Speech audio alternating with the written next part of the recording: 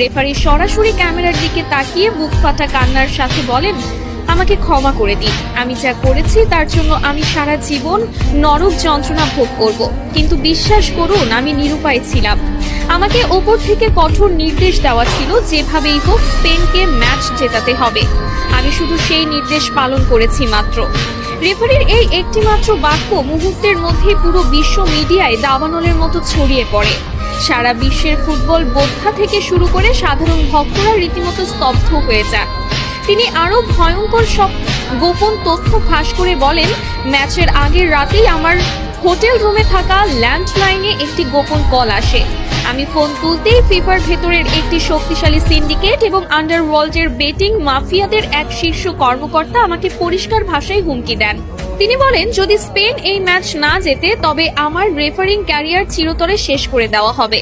শুধু তাই নয়, তারা আমার স্ত্রী এবং সন্তানদের ঠিকানার কথা হুবহু উল্লেখ করে তাদের জীবনের ওপরও বড়সড় ক্ষতি করার হুমকি দিয়েছিল। আমাকে পরিষ্কার ভাষায় বলা হয়েছিল, যদি তুমি কাল মাঠে আমাদের কথা মতো কাজ না করো তবে তোমার পরিবারের লাশও কেউ খুঁজে পাবে না।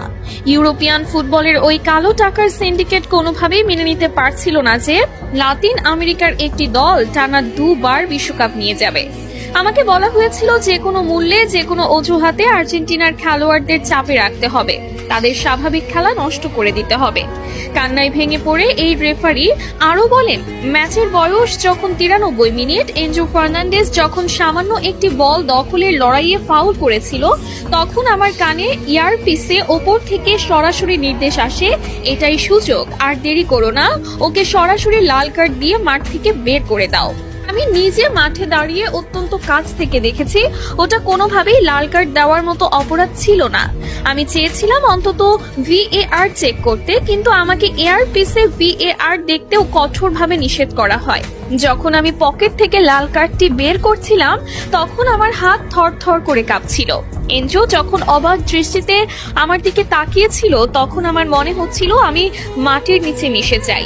10 জনের আর্জেন্টিনা যখন বীরের মতো লড়ছিল, ডি পল আর ম্যাক অ্যালিস্টাররা যখন নিজেদের শরীরের শেষ রক্তবিন্দু দিয়ে স্পেনের একের পর এক আক্রমণ ঠেকাচ্ছিল, তখন আমি নিজেই ভেতর থেকে কুড়ে কুড়ে খাচ্ছিলাম।